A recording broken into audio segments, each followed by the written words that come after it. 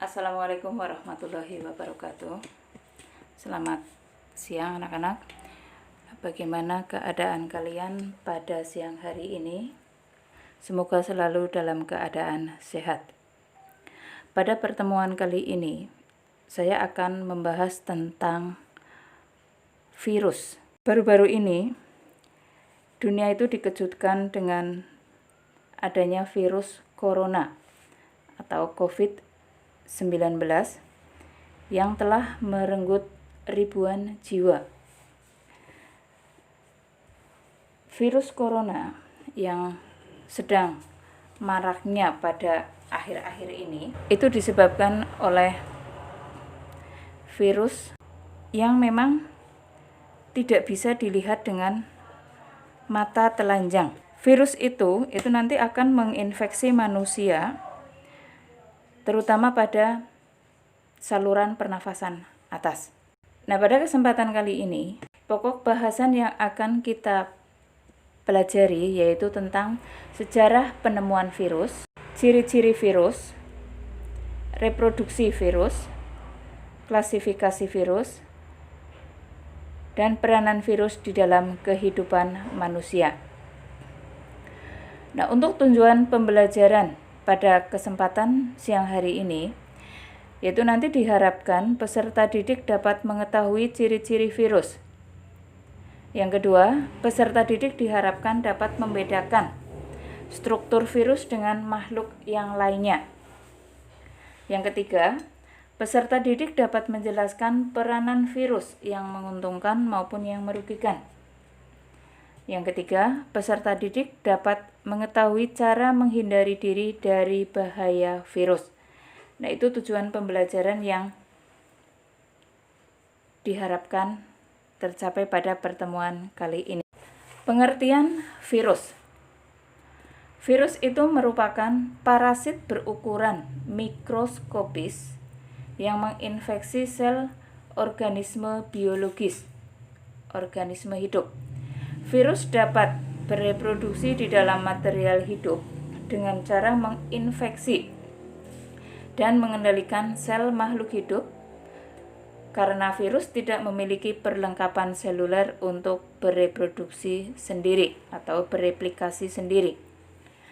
Virus itu tidak digolongkan sebagai organisme secara umum, sebab virus tidak dapat berkembang biak maupun melakukan metabolisme secara independen. Meskipun memiliki enzim lisosim, dan molekul-molekul yang menjadi ciri organisme hidup, virus tidak mampu bertahan hidup di luar sel inang. Dan sebagian besar proses metabolisme virus membutuhkan sel inang beserta perlengkapan genetiknya. Jadi si virus itu hanya mampu hidup di dalam tubuh organisme, baik tumbuhan, hewan, maupun manusia. Sejarah penemuan virus. Pertama kali virus itu ditemukan ditemukan oleh Adolf Meyer, yaitu melalui suatu percobaan dengan menggunakan tanaman tembakau. Adolf Meyer itu menemukan tanaman tembakau itu terdapat adanya bercak-bercak kuning. Kemudian tanaman atau daun tembakau yang ada bercak-bercak kuningnya itu diambil, kemudian ditumbuk atau dihaluskan, kemudian diekstrak, disaring, diambil airnya. Kemudian air hasil ekstrak daun tembakau tersebut disemprotkan ke daun tembakau yang sehat. Ternyata setelah beberapa hari, daun tembakau yang sehat menjadi sakit. Itu sejarah penemuan virus yang dilakukan oleh Adolf Meyer. Kemudian percobaan Adolf Meyer itu dikuatkan oleh percobaan Dimitri. Ini juga sama, melakukan penelitian pada daun tembakau. Daun tembakau yang ada bercak-bercak kuning ditumbuk atau dihaluskan, kemudian diekstrak, diambil filtrat atau ekstraknya, kemudian nanti disemprotkan ke daun tembakau yang sehat. Juga sama, setelah beberapa hari, tanaman tembakau menjadi sakit. Kita lanjutkan. Ciri-ciri virus. Virus itu memiliki ukuran yang lebih kecil daripada bakteri, yaitu berkisar antara 20 sampai 300 milimikron. Untuk mengamatinya diperlukan mikroskop elektron. Jadi tidak bisa dilihat dengan mikroskop cahaya atau mikroskop biasa. Kemudian ciri yang kedua, hanya memiliki satu tipe asam nukleat, yaitu DNA, deoksiribonukleat asid, atau RNA, ribonukleat asid, dan juga memiliki selubung protein yang disebut dengan kapsid. Tubuh virus terutama tersusun atas asam nukleat yang diselubungi oleh protein, yang tadi disebut dengan kapsid. Ciri selanjutnya, virus itu hanya dapat bereplikasi atau berkembang biak di dalam sel atau jaringan hidup. Pada umumnya tidak mempunyai membran plasma, tidak mempunyai sitoplasma, tidak mempunyai ribosom, sehingga virus itu belum dikatakan sebagai sebuah sel atau aseluler. Bentuk daripada virus itu bervariasi. Ada yang berbentuk oval, silinder, polihedral, dan berbentuk kompleks. Virus itu dapat juga dikristalkan. Nah, ini kalian perhatikan struktur tubuh virus. Ini yang berbentuk huruf T. Ini ada yang berbentuk polihedral. Ini contohnya adenovirus, itu yang menyebabkan penyakit tumor pada beberapa hewan ternak. Terus yang kedua bentuk helix, itu yang pada virus mozaik tembakau, tadi yang bercak-bercak kuning. Terus ada yang berbentuk berudu, itu yang bakteriofags atau fags. Terus ada yang berbentuk sfera, itu virus influenza. Terus ada yang berbentuk bulat, itu pada cacar sapi. Bentuk daripada selubung protein pada virus, ini ada yang berbentuk helix, ada yang berbentuk polihedral, terus ada yang berbentuk kompleks. Nah, ini untuk struktur tubuh daripada virus. Biasanya yang sering dipakai itu yang berbentuk kompleks atau berbentuk huruf T. Itu struktur tubuhnya terdiri dari DNA atau RNA. Terus DNA atau RNA itu diselubungi oleh selubung protein yang tadi disebut dengan kapsid. Terus mempunyai selubung ekor, mempunyai lempeng dasar, dan juga serabut ekor. Serabut ekor ini yang nanti dipakai untuk menginfeksi atau menempel pada tubuh inang. Untuk klasifikasi daripada virus, ini virus dibagi menjadi beberapa kelompok, yaitu ada virus bakteri. Ini virus yang menyerang sel bakteri. Terus ada virus organisme eukariotik. Ini berarti virus yang menyerang organisme eukariotik, organisme yang sudah mempunyai membran inti. Terus virus tumbuhan, ini virus yang menyerang sel tumbuhan atau yang terdapat di dalam sel tumbuhan. Dan virus hewan, ini virus yang terdapat di dalam sel hewan. Untuk perkembangbiakan daripada virus atau dikenal dengan nama replikasi virus. Perkembangbiakan virus. Replikasi virus itu terjadi dengan cara penggandaan materi genetik sel inang. Virus membutuhkan bahan inti yang berupa DNA atau RNA dan juga membutuhkan sel makhluk hidup lain untuk bereplikasi atau berkembang biak. Di sini replikasi virus itu ada dua, yaitu secara litik dan juga lisogenik. Yang secara litik atau siklus litik, Virus akan menghancurkan sel inang atau sel hospes, sel yang ditumpanginya, setelah selesai melakukan replikasi. Terus yang lisogenik, ini virus tidak akan menghancurkan sel bakteri, tetapi dia akan bergabung dengan DNA sel inang. Nah, ini siklus litik pada virus. Ini ada beberapa tahap. Yang pertama, tahap adsorpsi, yaitu melekatnya ekor virus pada dinding sel bakteri. Yang kedua, tahap penetrasi, yaitu ujung serabut ekor virus itu masuk dan menyatu dengan sel bakteri, sehingga terbentuk saluran dari tubuh virus ke bakteri. Terus tahap yang ketiga yaitu tahap eklifase. Virus mengambil alih perlengkapan metabolik sel bakteri. Jadi seluruh perlengkapan metabolik sel bakteri itu diambil alih oleh virus. Terus yang keempat, tahap pembentukan bagian-bagian tubuh virus. Yang kelima, perakitan. Bagian-bagian tubuh virus yang telah terbentuk selanjutnya akan membentuk virus-virus bakteriofag yang lengkap. Terus tahap yang terakhir yaitu tahap lisis, yaitu pecahnya sel bakteri yang mengeluarkan virus-virus baru yang akan menginfeksi bakteri lain dan memulai kembali daur litik. Terus yang berikutnya daur lisogenik, ini yang tadi bergabung. Ini ada tahap adsorpsi dan penetrasi sama pada daur litik. Terus ada tahap penggabungan. Tahap penggabungan yaitu asam nukleat virus bergabung atau menyisip pada asam nukleat bakteri. Nah, gabungan antara asam nukleat virus dengan bakteri itu yang disebut dengan profag. Terus tahap yang ketiga, yang berikutnya yaitu pembelahan.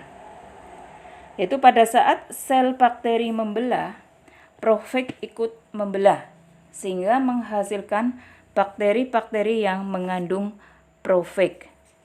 Itu tahap yang lisogenik. Terus bagaimana cara penyebaran virus? Yang pertama, virus dapat menyebar dari satu inang ke inang yang lainnya secara langsung maupun tidak langsung. Yang kedua, penyakit seperti selesma, influenza, gondong dapat menular melalui bersin, batuk, dan persentuhan.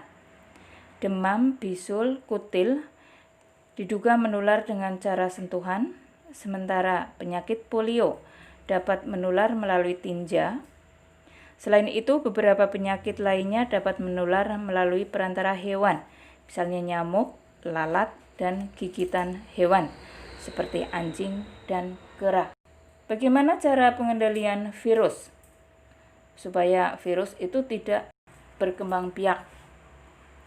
Yang pertama, salah satu cara pencegahan virus yang disebabkan oleh virus yaitu dengan cara pemberian vaksin, sehingga dapat menghentikan pertumbuhan dan reproduksi virus. Selain itu, mengusahakan hidup bersih dan sehat. Pada saat ini, vaksin antivirus itu ada dua, yaitu vaksin yang mengandung virus mati, dinonaktifkan, dan virus yang dilemahkan. Kemudian kita lanjutkan peran virus dalam kehidupan. Nah, di sini virus yang menguntungkan, ini yang pertama, virus yang menyerang patogen. Contoh, bakteri penyebab difteri dan demam scarlet yang berbahaya akan berubah sifat menjadi tidak berbahaya jika disisipi profag dalam DNA-nya. Terus yang kedua, virus sebagai alat diagnosis. Virus sebagai alat diagnosis untuk mengetahui suatu penyakit. Yang ketiga, virus sebagai antitoksin. Yang keempat, beberapa virus digunakan untuk membuat vaksin. Vaksin itu merupakan patogen yang telah dilemahkan sehingga tidak berbahaya dan dapat merangsang tubuh untuk membentuk antibodi yang nantinya menyebabkan tubuh menjadi kebal. Sementara virus yang merugikan, yang pertama bakteriofag, ini yang menyerang pada sel bakteri. Yang kedua, pada tumbuhan, ada virus TMV, tobacco mosaic virus. Ini penyebab penyakit mozaik pada daun tembakau. Kemudian yang kedua, virus tungro. Ini virus yang menyebabkan penyakit kerdil pada tanaman padi. Penularan virus tungro ini dapat dilakukan dengan perantara hewan wereng coklat dan wereng hijau. Virus CVPD, Citrus Vine Plum Degeneration, ini yang menyerang tanaman jeruk. Terjadi gangguan pada jaringan flum. Terus pada hewan, ini ada penyakit virus Newcastle disease. Ini yang menyebabkan penyakit tetelo pada ayam dan itik. Ada virus rabies, itu yang menyerang pada hewan anjing, kera. Kemudian penyakit yang disebabkan oleh virus yang menyerang manusia, antara lain virus hepatitis.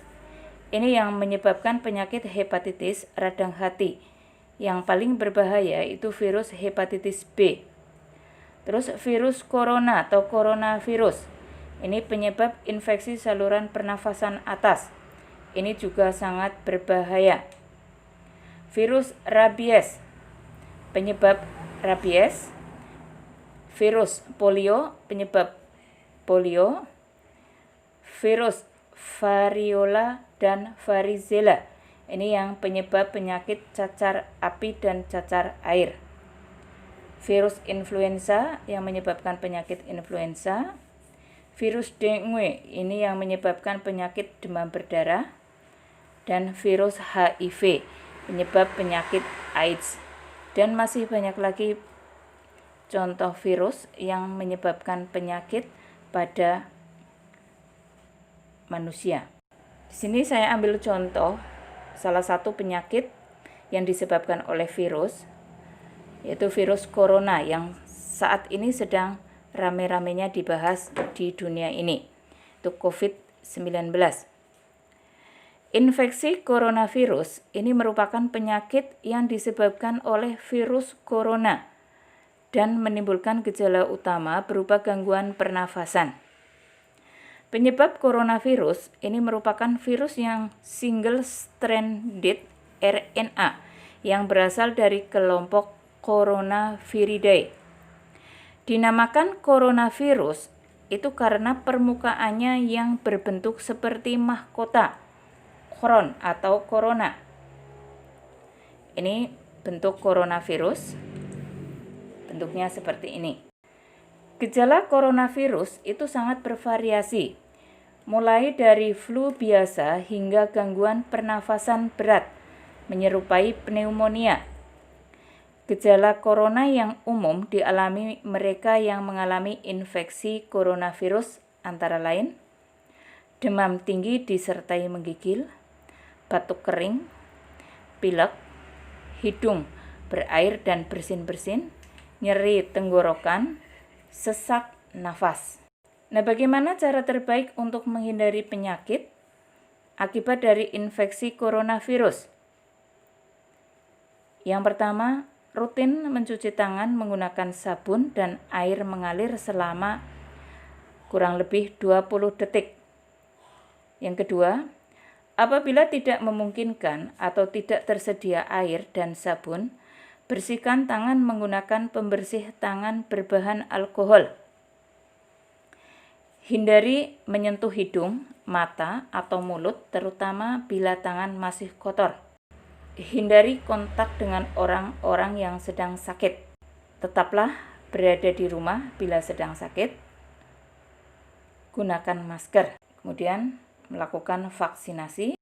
Tutup mulut dengan tisu atau dengan menekuk siku saat Anda batuk atau bersin. Hindari kontak dengan hewan ternak secara langsung. Kemudian, hindari bepergian, terutama ke daerah yang kasus infeksi coronavirusnya itu tinggi. Hindari mengkonsumsi daging yang belum matang sempurna. Kemudian, menjaga nutrisi dengan mengkonsumsi makanan yang bergizi seimbang.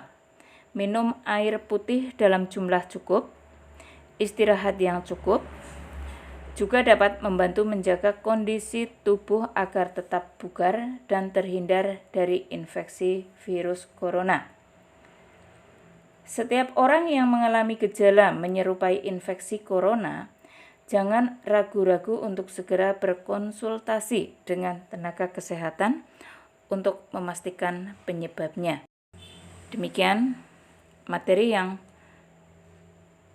dapat saya sampaikan pada pertemuan kali ini. Nah, untuk tugas yang kalian kerjakan, yang pertama, kalian membuat rangkuman materi atau resume dari apa yang telah saya sampaikan tadi. Yang kedua, kalian menulis kegiatan atau aktivitas sehari-hari yang dilakukan untuk mencegah penularan COVID, minimal 5. Yang ketiga, untuk tugas kelompok, ini setiap kelompok terdiri dari 2 siswa. Ini kalian membuat clipping atau poster, pilih salah satu, clipping atau poster tentang penyakit yang disebabkan oleh virus. Tugas bisa kalian kumpulkan, dikirimkan lewat email dalam bentuk PDF. Email saya irawati1971@gmail.com. Nah, untuk tugas yang A dan B itu tugas individu. Jadi setiap anak mengerjakan tugas yang A dan B. Untuk yang C itu tugas kelompok. Untuk tugas yang A dikumpulkan pada saat masuk sekolah. Tapi untuk tugas B dan C dikirim lewat email. Sekian, saya akhiri. Assalamualaikum warahmatullahi wabarakatuh.